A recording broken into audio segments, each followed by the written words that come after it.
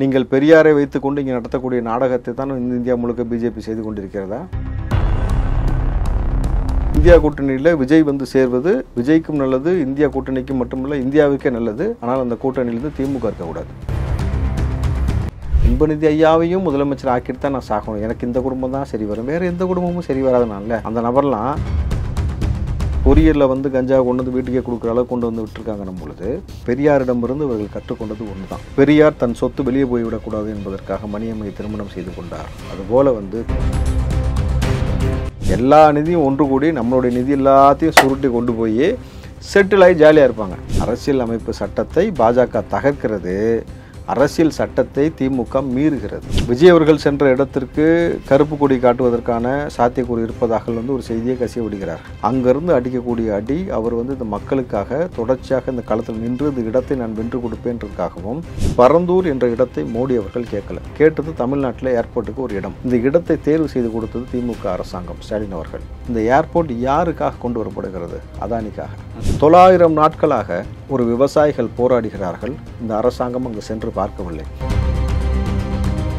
பரந்தூரில் இருந்த மக்களுக்காக நான் இங்கே இருக்க போகிறேன்னு ஒரு அனௌன்ஸ் பண்ணிட்டாக்கா தொண்டர்கள் லட்சக்கணக்காக வருவாங்க. இந்த இடத்துல வந்து நாளைக்கு நம்மளும் ஸ்கோர் பண்ணணும், மக்கள் பிரச்சனைக்கு போய் நிற்கணும்னு சொல்லி பிற அரசியல் கட்சியும் உள்ளே வரும். நிச்சயமாக சீமான் வருவார், எடப்பாடி நிச்சயமாக வருவார், விவசாயிகள் பிரச்சனைனாலும் நிச்சயமாக பாட்டாளி மக்கள் கட்சி வரும், பிரேமலதா விஜயகாந்த் வருவார்கள், பிஜேபியும் வரும். ஏன் தெரியுமா?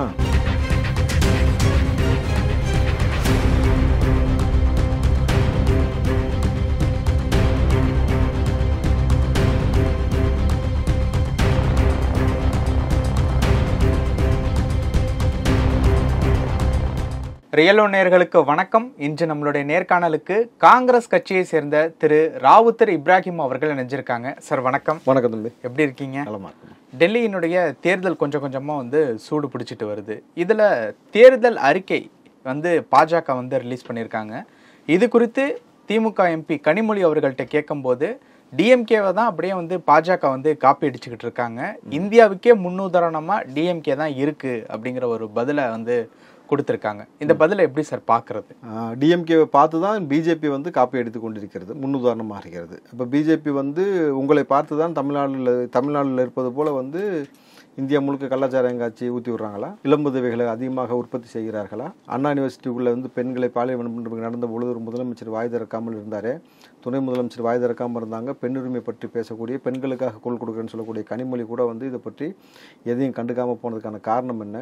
நீங்கள் பெரியாரை வைத்துக்கொண்டு இங்கே நடத்தக்கூடிய நாடகத்தை தான் இந்தியா முழுக்க பிஜேபி செய்து கொண்டிருக்கிறதா? அண்ணாதுரைன்ற பேர்னால அண்ணான்னு சொல்கிறோம், அண்ணாவை அண்ணான்னு சொல்கிறோம். அண்ணாதுரை எதற்காக ஈவேரா ராமசாமி நாயக்கர் வந்து பெரியாரா மாறினார், தட்சிணாமூர்த்தி எதற்காக கலைஞராக மாறினார்? ரெண்டு பேரும் இதுக்கு திராவிடம்னு ஒரு விஷயத்துக்குள்ளே போய் ஒளிஞ்சிக்கிட்டீங்க. இது வரைக்கும் உங்களை பற்றி நீங்கள் தான் முன்னுதாரணம்னாக்கா உங்களை போல தான், உங்களுடைய அமைச்சர்கள் போலத்தான் வந்து இன்றைக்கி வந்து பெரியாரை குறித்து யார் பேசினாலும் அவருடைய பிறப்பையே நான் சந்தேகப்படுகிறேன்னு உங்கள் துரைமுருகன் பேசினார்ல. அப்போது ஒட்டுமொத்தமான பெண்களை இழிவுபடுத்தக்கூடிய, பெண்கள் மீது, பெண்களுடைய கற்பின் மீது சந்தேகப்படக்கூடிய கேவலமான அந்த வக்கரமான புத்தியை உங்களிடம் இருந்து பிஜேபி காப்பி எடுத்து உலகம் முழுக்க செய்து கொண்டிருக்கிறதான ஒரு கேள்வி இருக்குல்ல. நீங்கள் உங்களுடைய அமைச்சர் பெருமக்கள் தான் பணத்தை கொள்ளையடித்து பிணத்தோடு ஒழிச்சு வச்ச வரலாறு உங்களுக்கு இருக்கணும் பொழுது எதை காப்பி அடித்தார்கள்னு சொல்கிறீங்கன்றது தெளிவாக சொல்லணும்ல. ஏன்னா பொதுவாக காப்பி அடிச்சிட்டாங்கன்னு சொன்னீங்கன்னாக்கா நீங்கள் செய்த 2G வழக்கிலிருந்து பல வழக்குகள் இங்கே வந்து நிலுவையில் இருக்கு. முட்டை ஏம்மா கலர் மாறிச்சுனாக்கா மை இருந்துச்சு, மழை பெஞ்சு உள்ளே போயிடுச்சுன்னு ஒரு கற்பனையாக ஒரு விஷயம் சொன்னதாக இருக்கட்டும்.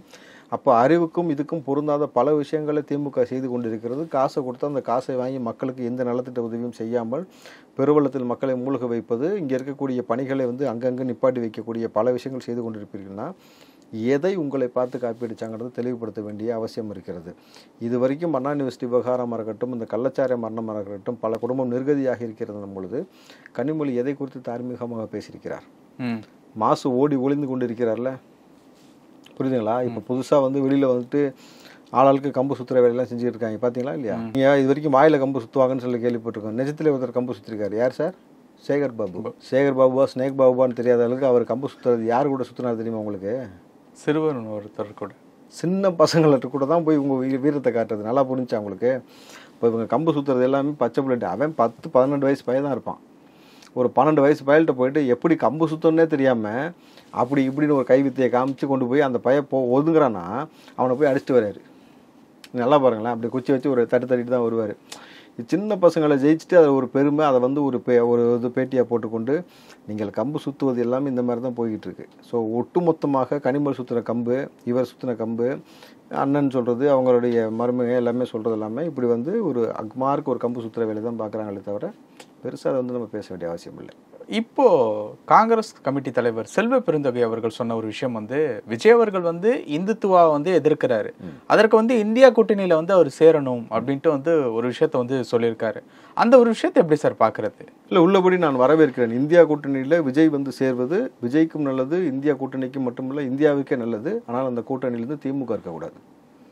புரியுதுங்களா? நீங்கள் திமுகவை இந்தியா கூட்டணியிலிருந்து வெளியேற்றி விடுங்கள், விஜய் அவர்கள் நிச்சயமாக உள்ள வருவதற்கான எல்லா முனைப்பையும் கூட்டணி என்று வரும்பொழுது அது வந்து சேர்வதற்கான வாய்ப்பு இருக்கிறது. நீங்கள் திமுக என்ற ஒரு கொடுங்கோல் ஆட்சி செய்யக்கூடிய இந்த அரசாங்கத்தை, இந்த மன்னர் போக்கை கடைபிடிக்கக்கூடிய நபர்களை ஒவ்வொரு ஆண்டிற்கும் ஒவ்வொரு காரோடைய லான்ச் வரும், பிரம்மாண்டமாக ஒரு லான்ச் நடைபெறும். அதுபோல் வந்து 2025க்கு லான்ச் செய்யப்பட்ட ஒரு மாடல் யாருன்னு பார்த்தீங்கன்னாக்கா, திராவிட மாடலில் 2025 இன்ப நிதியை லான்ச் பண்ணுறாங்க. முதல் நாள் வந்து அந்த கட்சி கொடி போட்டு அந்த ஸ்டிக்கர் போட்டு அந்த தம்பி அங்கே அறிமுகப்படுத்திட்டு டிஷர்ட் போட்டு அறிமுகப்படுத்தி விட்டு, அடுத்த நாள் பார்த்தீங்கன்னாக்கா ஜல்லிக்கட்டு மேடைக்கு கொண்டு வந்து உட்கார வைத்து கலெக்டர் வந்து நிற்க வைக்கிறதா இருக்கட்டும், ஜல்லிக்கட்டுக்காக போராடினவர்கள் நிற்க வைக்கிறதெல்லாம் தாண்டி அங்கே என்ன ஒரு நிகழ்வு நடந்திருக்குன்னா, ஏன் அது சர்ச்சையாக மாறுதுனாக்கா, ஒரு துணை முதலமைச்சராக உங்கள் மகனையே நீங்கள் கூப்பிட்டு வந்து உட்கார வச்சிட்டிங்கன்னா எந்த பிரச்சனையும் கிடையாது. முதல் நாள் ஒரு பிரம்மாண்டமான லான்ச் அங்கே, 2வது நாள் இங்கே நீங்கள் கூப்பிட்டு வரீங்க. கூப்பிட்டு வந்த பொழுது நீங்கள் உங்கள் மகனோடு சேர்ந்து உங்கள் மகளையும் கூப்பிட்டு வந்திருந்தீங்கன்னு வச்சுங்க, இது பேசும் பொருளே கிடையாது. உண்மையிலுமே இந்த வீர விளையாட்டை நீங்கள் கற்றுக்கொள்வதற்கு, கற்றுக் கொடுப்பதற்கு, அந்த பிள்ளைகள் பார்ப்பதற்கு ஒரு வாய்ப்பு ஏற்படுத்தி கொடுத்துருக்கீங்க. உங்கள் தங்கச்சி பிள்ளையும் சேர்த்து கூட கூப்பிட்டு வந்தீங்கன்னு வச்சுங்களேன், ஒரு மாமனா நீங்கள் கூப்பிட்டு வந்து உட்காந்துருந்தீங்கன்னாக்கா ஓகே, குழந்தைங்களுக்கு சொல்லிக் கொடுக்குறீங்கன்னு எடுத்துக்கலாம். வெறும் இன்ப நிதி அங்கே லான்ச் பண்ணிட்டு அடுத்த நாள் இங்கே உட்கார வைக்கிறதும் ஒரு ஆள் தூசி தட்டுறாரு. கவனிச்சிங்களா? ஆண்ட பரம்பரைன்னு பேசினார்ல, தூசி தட்டாரு. என்னங்க சத்தம் அப்படின்னா, கரெக்டாக சொன்னால் என்ன மணி அங்கே என்ன சத்தம், அண்ணே சீனியர் நான் இருக்கும்போது ஜூனியர் அவன் இந்த வேலையை பார்க்கலாமா அப்படின்ற மாதிரி ஒரு விஷயத்தை தான் இப்போ மீம்ஸாக போட்டுக்கிட்டு இருந்தாங்க. அப்போது எந்த அளவுக்கு நீங்கள் பார்த்தீங்கன்னாக்கா அந்த இடத்துல வந்து இன்ப நிதிக்கு வந்து அவர் என்ன சார் போட்டார், அது துண்டு போட்டார். நல்லா கவனிங்க சார், இன்ப நிதி அந்த தம்பி வந்து இந்த பக்கம் திரும்பி இருக்கும் பொழுது இவர் துண்டு போடுறாரு. யாருக்காவது துண்டு போடும்போது அவர் நம்ம பார்க்கும்போது துண்டு போடுறது, ஷால் போடுறது தானே வழக்கம். உதயநிதி பார்த்துக்கிட்டு இருந்தார், அது போதும்னு சொல்லிட்டு இந்த பையன் இந்த பக்கம் திரும்பி இருக்கும்போது துண்டு போகிறாரு. இது இன்ப நிதிக்கு போட்ட துண்டு கிடையாது, அவருக்கு 2026 சீட்டுக்காக அவர் போட்ட துண்டு. இந்த ஒரு இடத்துல இது குறித்து முன்னாள் அமைச்சர் அதிமுகவில் ஜெயக்குமார் அவர்கள்ட்ட கேட்கும்போது, அதாவது வந்து உதயநிதி சொன்னார்னா இன்ப நிதி காலில் கூட மூர்த்தி விழுவுறதுக்கு வந்து தயாராக இருக்காரு அப்படிங்கிற ஒரு கருத்தை வந்து பதிவு செஞ்சுட்டு போயிருக்காரு. நீங்கள் மூர்த்தின்னு சொல்கிறதுக்கு பதிலாக திமுக நபர்கள் சொன்ன வார்த்தை என்ன, துரைமுருகனே சொல்கிறேன், சீனியர் மோஸ்ட் அவர் தான். ஆமாம், இன்ப நிதி ஐயா அவருடைய சட்டசபையில் கூட நான் அமைச்சராக இருக்கணும் அவர் சொன்னது. 2வது விஷயம், எங்களுக்கு இந்த குடும்பம் தாங்க சரி வரும், இன்ப நிதி ஐயாவையும் முதலமைச்சர் ஆக்கிட்டு தான் நான் சாகணும், எனக்கு இந்த குடும்பம் தான் சரி வரும், வேறு எந்த குடும்பமும் சரி வராதுனால அந்த நபர்லாம் வேறு எந்த குடும்பமும் சொத்தை வச்சுட்டுலாம் நிர்வகிக்க சரி வராதா, அவங்க சொத்தையும் சேர்த்து கொடுத்துரு, இன்ப நிதியை வந்து நிர்வகிச்சுட்டு போகட்டும், நீ எதுக்கு. இவர்கள் ஒட்டுமொத்தமாக இன்ப நிதிக்கு பல்லாக்கு தூக்குவதற்கு தயாராகி விட்டார்களான்னு சொல்லி இன்றைக்கு வலைதளங்களையும் எதிர்கட்சி கேள்வி எழுப்பும் பொழுது, சுயமரியாதை இயக்கம், பெரியாரை பின்பற்றிய பிள்ளைகள், பெரியார் இருந்திருந்தால் நீங்கள் என்ன சொல்லியிருப்பார், யதார்த்தம் வச்சு பாருங்கள். சின்ன பையன், அந்த சின்ன பையனை வந்து நீங்கள் புகழாரம் பாடிக்கொண்டு இருப்பதும், எந்த அரசியலை பற்றி தெரியாத ஒரு நபருக்கு வந்து நீங்கள் தூசி தட்டி அவருக்கு வந்து ஒரு மன்னர் போக்கு கொண்டு வந்து உட்கார்ந்து வச்சு ஒரு கலெக்டர் எந்திரிச்சு நிற்க வச்சு அவனுடைய ஃப்ரெண்ட்ஸ் முதல்வரில் உட்காரத்துக்காக எல்லாத்தையும் எழுப்பி நின்று இப்படி ஒரு விஷயத்தை நீங்கள் செய்யும் பொழுது உள்ளபடி பெரியார் இருந்திருந்தால் அந்த தடி வேலை செய்திருக்கும். இன்னைக்கு வேட்புமனு தாக்கல் செய்யும் போது சந்திரகுமார் அவர்கள் வந்து கையில் எலுமிச்சம்பழத்தை வச்சுட்டு போனதும் கூட இந்த சுயமரியாதைக்கும் இந்த மூட நம்பிக்கைக்கும் எதிரான ஒரு விஷயம் தானே. காத்து கருப்பு அடிச்சிடும் சொல்லிட்டு இந்த எலுமிச்சம்பழத்தை வச்சு சுற்றுவாங்கன்னு சொல்லுவாங்கல்ல, அதுபோல் வந்து இவர்கள் எலுமிச்சம்பழத்தை வச்சுட்டு சுற்றதுக்கு பதிலாக்க மக்கள் நம்ம தான் எலுமிச்சம்பழத்தை கையில் வச்சு சுற்றணும். ஒவ்வொரு நாளும் பைத்தியகாரத்தனமாக இது 6 விஷயத்தை அரங்கேற்றம் பண்ணி கொண்டே இருக்கிறார்கள். இப்போ இவர்கள் செய்யக்கூடிய இந்த மோசமான நிகழ்வின் மூலமாக எதை வந்து இங்கே பறைசாற்றுகிறார்கள், பெரியாரை பின்பற்றுகிறோம், பெரியாரோட கொள்கையை பின்பற்றுகிறோம், நாங்கள் வேட்புமனு தாக்கல் செய்ய போகும் பொழுது நல்ல நேரம் பார்ப்போம், கரெக்டான நேரம் பார்த்து தான் போவோம், கையில் எலுமிச்சம்பழம் வச்சுப்போம், இது எல்லாம் தான் பெரியார்ட்டு நீங்கள் கற்றுக்கொண்டிருக்கும் பொழுது இவர்கள் போலி பெரியாரிஸ்டுகள். பெரியாருக்கும் இவர்களுக்கும் 1000 முரண் இருக்கிறது. பெரியாரை ஏற்றுக்கொள்ளாமல் தான் பெரியாரை விட்டு விலகி வந்து தான் திமுக என்ற கட்சியை உருவாக்கினார் அண்ணா. அப்படி தான் உருவாச்சவங்க வரலாறு. ஆனால் இவர்கள் தேவைக்காக பெரியாரை எடுத்து அவர்களை தூசி தட்டி பெரியாரைக்குள்ளே போய் இவர்கள் பூந்துக்கிறதே பார்த்தீங்கன்னாக்கா ஒருவருமே கிடையாது. இங்கே யாருமே வந்து தமிழர்கள் அல்லாத நபர்களாக இருக்கும் பொழுது இவர்களுக்கு அந்த பெரியார் தேவைப்படுகிறார், திராவிடம் தேவைப்படுகிறது. இதுதான் யதார்த்தமான உண்மை. நம்மளே ஏமாற்றிக்கிட்டே எவ்வளோ நாளைக்கு சுற்றுறாங்களோ சுற்றட்டும், நம்ம பொறுத்து வந்து பார்ப்போம். சார், இந்த ஒரு இடத்துல இப்போ இன்ப நிதியை வந்து முன்னுக்கு கொண்டு வர்றது அப்படிங்கிறது வந்து ஒவ்வொரு மாவட்டத்திலையுமே டிஎம்கே கட்சியில் சேர்ந்து நம்ம ஏதாவது ஒரு வேலை பார்க்கலாம் அப்படின்னு நினைக்கக்கூடிய ஒரு இளைஞருக்குமே ஒரு முடங்கக்கூடிய ஒரு விஷயமா தான் இது அமைது அப்படின்னு சொல்லி மூத்த பத்திரிகையாளர் ஒருத்தர் வந்து சொல்லியிருந்தாரு. அந்த ஒரு கருத்து உண்மை அப்படின்னு ஏற்றுக்கலாமா? டிஎம்கேல போனால் நமக்கு முன்னுரிமை கொடுக்கப்படும், இன்ப நிதி அனுசரிச்சுட்டு நம்ம போனோம்னாக்கா ஞானசேகர் போல் நம்மளும் வந்து பெரிய லெவலில் வரலாம், ஜாஃபர் சாதிக் போல் நம்மளும் பெரிய லெவலில் வரலாம்னு சொல்லி இளைஞர் வருவதற்கான ஒரு முன்னெடுப்பாகவும் அமைவதற்கு வாய்ப்பு இருக்கிறது. ஏன்னா உங்களுக்கு உள்ளே வருவதற்கு அரசியல் அறிவோ நல்லெண்ணமாக ஒரு நல்ல விஷயத்தை மக்களுக்கு செய்யணுன்ற நோக்கமோ தேவையில்லை. இங்கே வந்து சிவாஜி கிருஷ்ணமூர்த்தி மாதிரி கேவலமாக பேச தெரிஞ்சாலோ, ஞானசேகர் மாதிரி கேவலமான செயல் செய்ய தெரிஞ்சாலோ, ஜாஃபர் சாதிக் மாதிரி வந்து என்ன சொல்கிறது கொள்ளையடிக்க தெரிந்து, அதாவது கனிம வளங்களாக இருக்கட்டும் அல்லது வந்து இங்கே இருக்கக்கூடிய போதைப் பொருளை கடத்தி நாடு முழுக்க செல்வதற்காக ஒரு வழிவகை செய்வதற்கும் திமுக நமக்கு பயன்படக்கூடிய ஒரு கேடயமாக மாறும் அப்படின்னு நினச்சி கூட வரலாம் இல்லையா? அதற்கான ஆப்ஷன்ஸ் தானே இவங்க இது வரைக்கும் பார்த்தீங்கன்னாக்கா அந்த மாதிரி விஷயத்தை தான் டோர்ஸ் ஓப்பன் பண்ணி விட்டுருக்காங்கன்னும் பொழுது, கொரியரில் வந்து கஞ்சா கொண்டு வந்து வீட்டுக்கே கொடுக்குற அளவுக்கு கொண்டு வந்து விட்டுருக்காங்கன்னும் பொழுது, அப்போது இவர்கள் இன்ப நிதியை நீங்கள் அழைத்து வருவதால் வந்து தமிழ்நாட்டுக்கு இன்பமயமான ஒரு சூழல் ஏற்படுமானா ஒன்றும் கிடையாது. உங்கள் குடும்பத்துக்கு நீங்களாக உச்சி முகர்ந்து மணல் போக்க போல் அடுத்தடுத்த தலைமுறையில் கொண்டு வருகிறீர்கள் பொழுது பெரியாரிடமிருந்து இவர்கள் கற்றுக்கொண்டது ஒன்று தான். பெரியார் தன் சொத்து வெளியே போய்விடக்கூடாது என்பதற்காக மணியம்மை திருமணம் செய்து கொண்டார். அதுபோல் வந்து திமுக என்ற ஒரு சொத்தை விட்டுவிடக்கூடாது என்பதற்காக இந்த குடும்பம் மொத்தமாக ஆக்கிரமித்து வைத்து அந்த கட்சியை, கலைஞருக்கு பின்னாடி ஸ்டாலினுக்கு பின்னாடி பாருங்கள், இந்த பக்கம் ஒரு பக்கம் கனிமொழி, இந்த பக்கம் பார்த்தீங்கன்னாக்கா தயாநிதி மாறன், அடுத்து அப்படியே பார்த்தீங்கன்னாக்கா இந்த பக்கம் வந்து ஸ்டாலினுடைய மகனாக இருக்கக்கூடிய உதயநிதி, அப்புறம் இன்ப நிதி, அப்புறம் வந்துடுவாங்க அந்த மிச்ச நிதிகள்லாம் இருக்குல்ல, எல்லா நிதியும் ஒன்று கூடி நம்மளுடைய நிதி எல்லாத்தையும் சுருட்டி கொண்டு போய் செட்டில் ஆகி ஜாலியாக இருப்பாங்க. கரெக்டுங்களா? இங்கே மக்களுக்கான நிதி வந்து கொடுக்கப்பட்டதா, நிதி பகிர்வு கொடுக்கப்பட்டதா, அல்லது வந்து இங்கேருந்து நம்ம ஆளக்கூடிய நாட்டில் வந்து அதிகார பகிர்வு கொடுக்கப்பட்டதானாக்கா எதுவுமே கொடுக்கப்படலை. அவர்களுக்கு தேவை ஒன்றுமே இல்லாமல் வந்த ஒரு கலைஞருடைய குடும்பம் ஆசியாவில் பெரிய குடும்பமாக மாறி இருக்கிறது என்பது மூலமாக நாம் தெரிந்து கொள்ள வேண்டியது அவர்களின் உழைப்பு. எப்படி உழைச்சிருக்காங்கன்னு பார்த்து தெரிஞ்சுக்கோங்க, உங்களுக்கு புரியும். ஓகே. சமீபத்தில் முதல்வர் அவர்கள் பேசும்போது சொன்ன ஒரு விஷயம் வந்து அரசியல் சட்டத்தின் அடிப்படை அம்சங்களை பாஜக தகர்க்கிறது, பாஜக அரசால் அரசியல் சட்டத்துக்கு ஆபத்து, இந்திய கூட்டணி அரசியலமைப்பை உயர்த்தி பிடிக்கிறது அப்படின்ட்டு வந்து பேசியிருக்காங்க. இந்த ஒரு ஸ்பீச் பற்றின உங்களுடைய கருத்து? அரசியல் அமைப்பு சட்டத்தை பாஜக தகர்க்கிறது, அரசியல் சட்டத்தை திமுக மீறுகிறது. புரியுதுங்களா? தகர்க்கிறதுன்றதுனாக்கா அது சட்ட ரீதியாக பல நபருடைய கையெழுத்தை பெற்று நாடாளுமன்றத்தில் ஒப்புதல் பெற்று அதுக்கப்புறம் தானே ஒரு சட்டத்தை இயற்ற முடியும். தகர்த்து எறியறதுன்றது நீங்கள் பார்த்தீங்கன்னா மீறுறதுன்றது வந்து உன் சௌரியத்துக்கு என்ன வேணால் செய்யலாம். புரியுதுங்களா?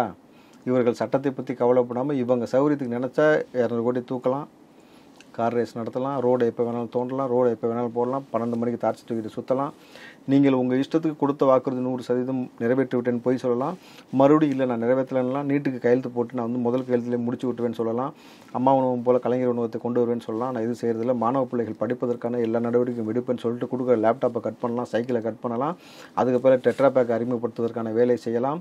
இது போன்ற மீறக்கூடிய பல விஷயங்கள் தொடர்ந்து உங்கள் ஆட்சியில் செய்யலாம்னும் பொழுது இதற்கும் அதற்குமான வேறுபாடு நீங்கள் பார்த்துக்குங்க. இங்கே ஒரு விஷயத்தை ரூட்டில் கை வைக்கிறாங்கனாக்கா அது நினச்சோடனே செய்வது முடியாது. ஆனால் இவங்க எதை வேணாலும் செஞ்சுட்டு இவர்களுக்கு தேவையான சௌரியமான எல்லா விஷயத்தையும் செஞ்சுட்டு வழக்கு இருக்காமல் நீதிமன்றத்தில் இருக்குது, நாங்கள் இன்னும் குற்றவாளி கிடையாது, பார்த்துக்கலாம் அப்படின்ட்டு. ஏன் நீங்கள் இப்போ நேற்று பேசின துரைமுருகன் பேசின கூட கேட்டுக்கலாமே. பொன்முடி அவர்கள் வந்து வழக்கறிஞர் தான், ஆனால் கோர்ட்டுக்கு போக மாட்டார்.